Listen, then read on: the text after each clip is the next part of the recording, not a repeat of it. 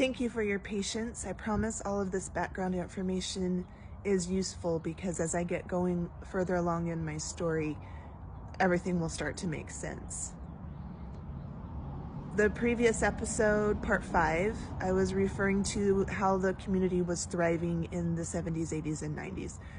More specifically, the 80s and 90s. So my great-grandfather, Leroy S. Johnson, asked all the people in the community to go out and get college degrees so that there were school teachers that were part of the religion, to go get doctor degree and dentist degrees so that there were people that offered services in the community that still belonged to the religion, so it was self-sufficient. So the people in the community did not have to go out among the Gentiles in Hurricane or St. George to get the care that they needed.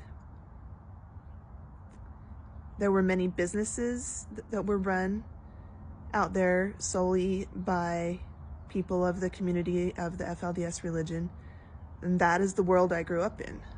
I went to school and my school teachers went to my same church. I sometimes would travel to St. George to go grocery shopping with my parents.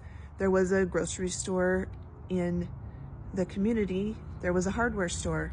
And when I was a teenager, that was my first job, was working there, and I absolutely loved it.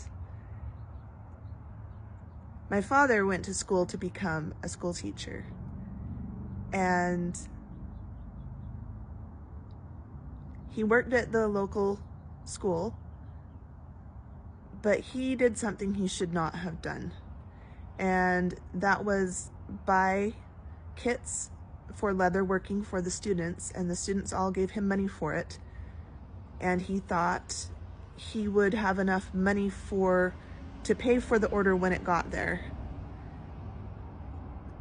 So he took the money that the children had given him and he took my mother out to dinner. I think it was their anniversary or something. And then the leather kits arrived sooner than he thought they were going to, and he hadn't got paid yet, so he didn't have the money to buy them, and then he had to let the principal know that, hey, I spent it on my family, which is very obviously something that we don't do. So of course he lost his job. And this was right before Leroy Sunderland Johnson